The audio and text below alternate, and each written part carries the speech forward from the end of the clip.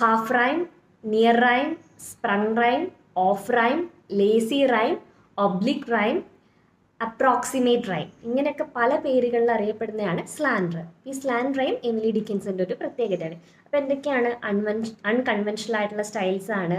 ഡാഷസും പങ്ക്ച്വേഷൻസും ഒക്കെ ഒരുപാട് യൂസ് ചെയ്യും. പിന്നെ ഷോർട്ട് ലൈൻസ് ആണ്.